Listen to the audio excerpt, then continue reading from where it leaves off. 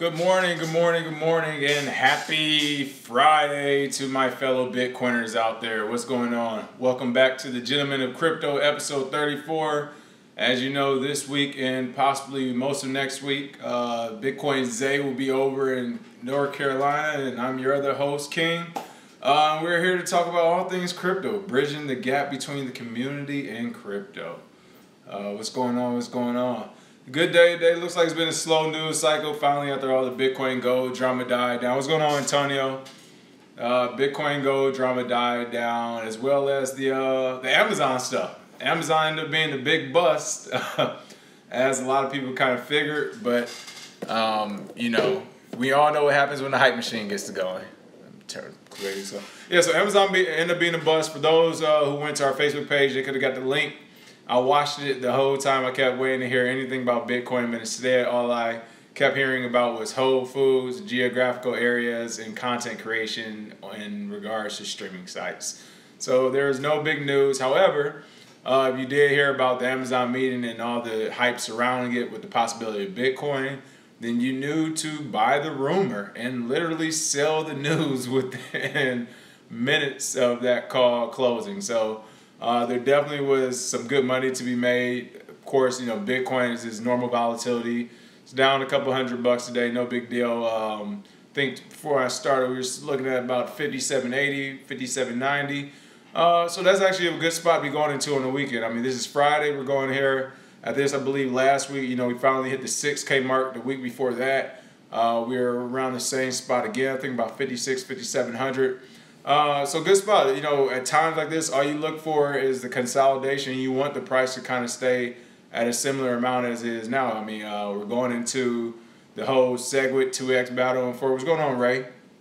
We're coming into the whole SegWit 2X and no 2X battle here in November. So to have all this drama going on, to have China still doing their usual stuff, and to still be sitting at around $5,800, people, we are in a great place right now.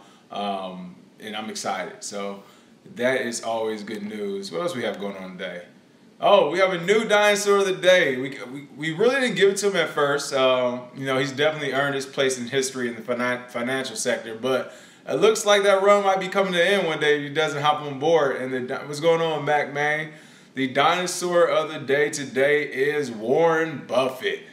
Warren Buffett has came out again for the second time and said he believes that Bitcoin's in a bubble territory. It doesn't have any real or inherent value. He doesn't understand why people invest in it. The same old thing all the dinosaurs say. So he's not on board. And you know what? Crypto Q in the house, what's going on?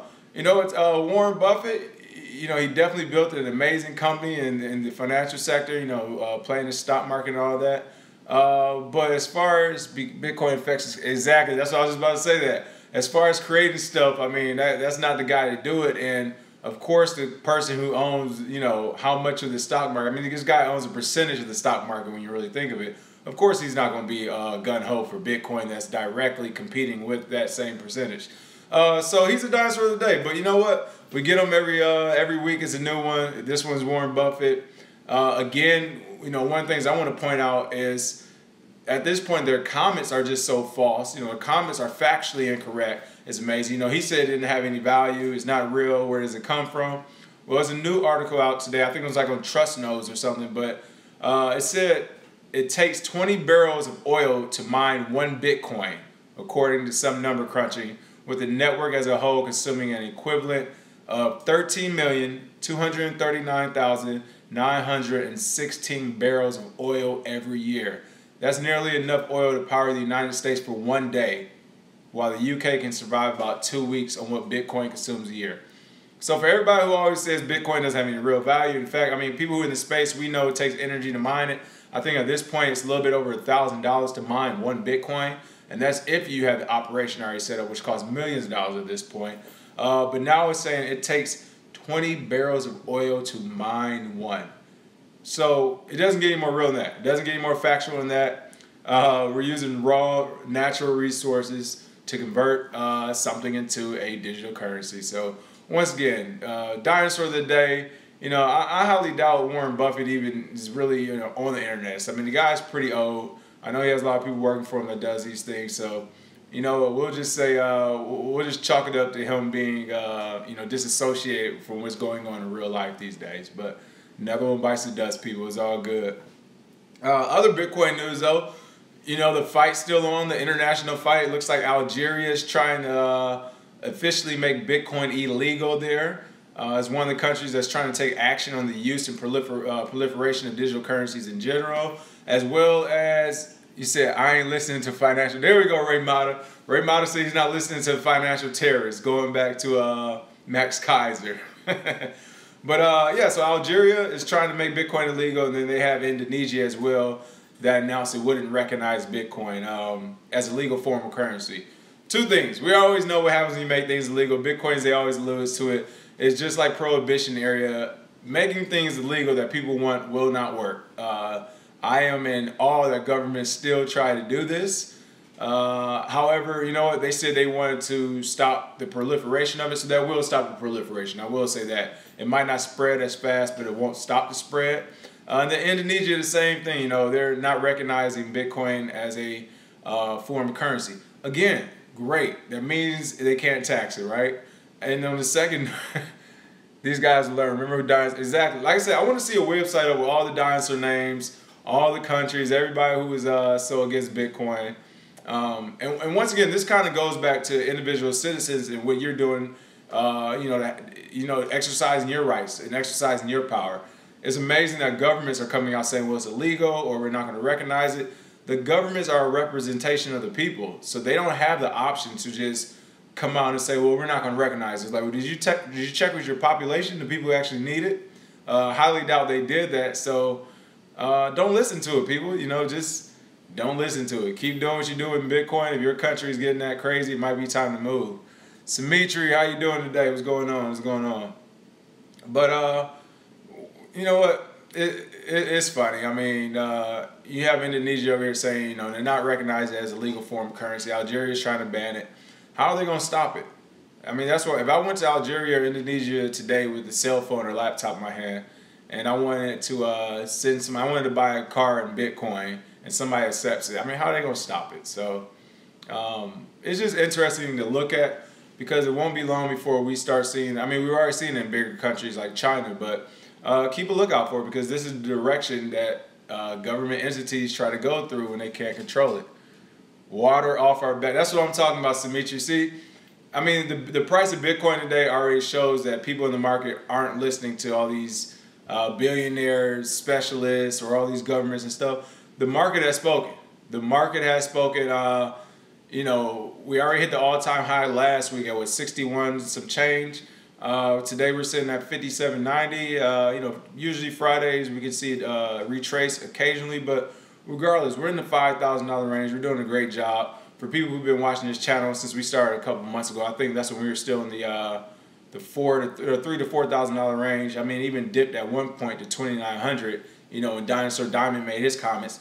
So if you're around for the Dinosaur Diamond, which wasn't that long ago, like 3 or 4 weeks ago, when it was at 2,900, I mean, you basically doubled your money already.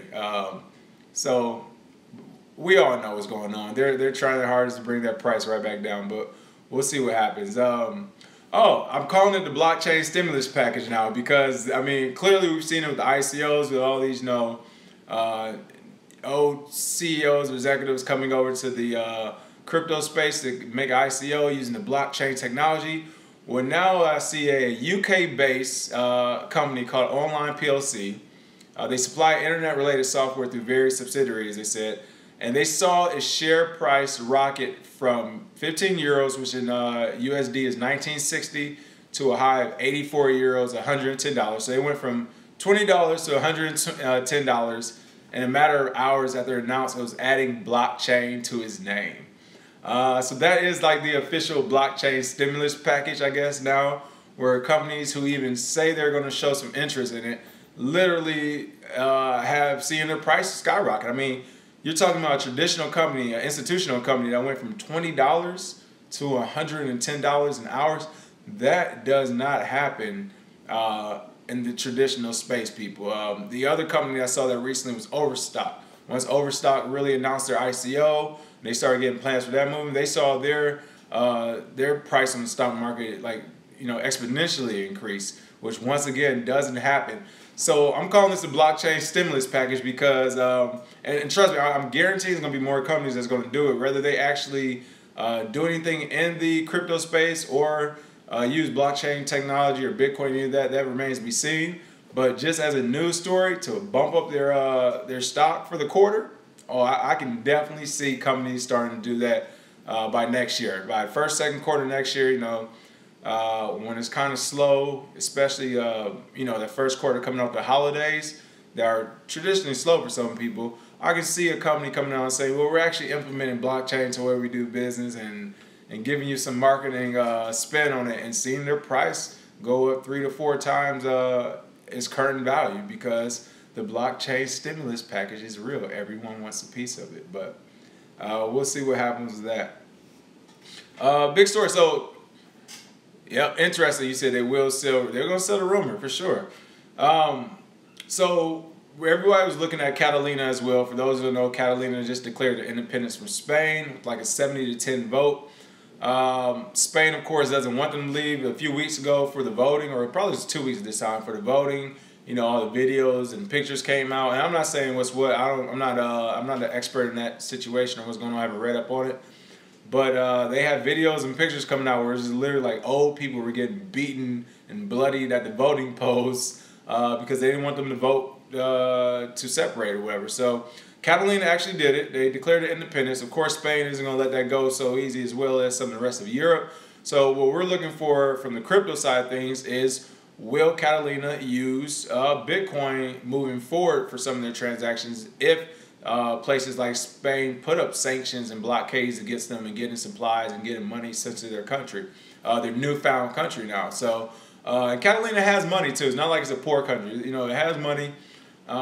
So once again, Spain already showed its willingness for violence during the voting. Like I said, I'm not saying they're right or wrong, but they showed their willingness to engage in it.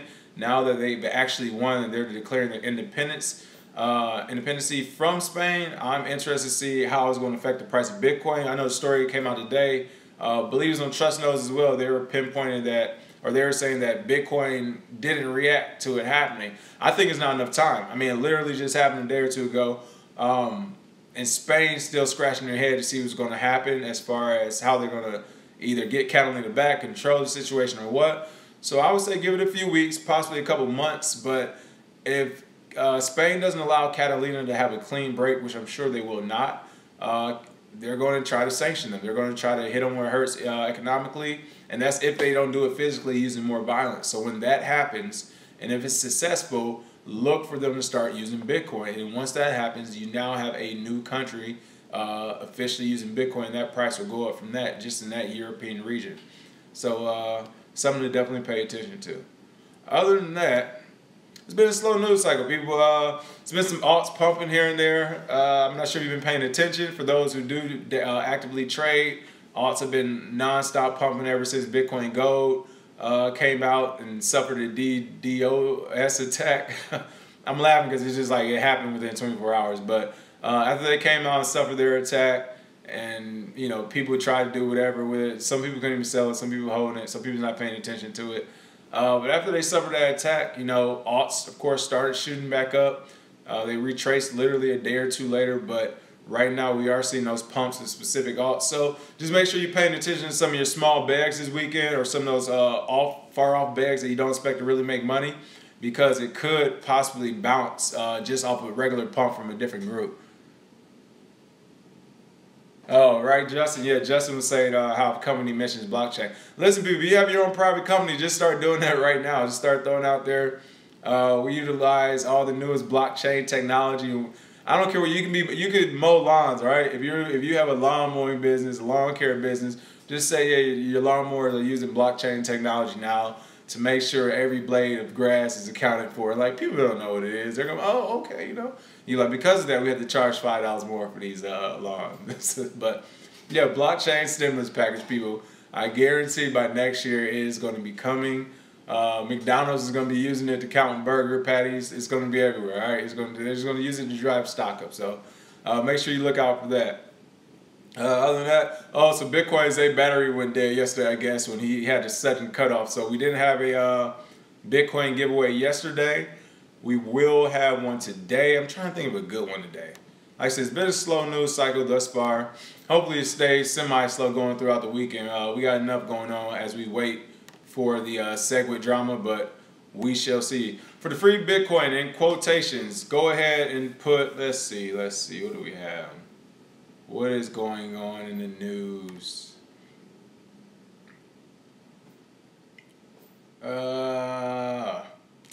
20 barrels of oil to mine 1 Bitcoin. I did not know that. I'm not sure how many of you did. Huh. Oh, okay, here we go. This is an easy one. You got to do it like maybe 5 minutes of homework. But for the free Bitcoin after the video, in quotes,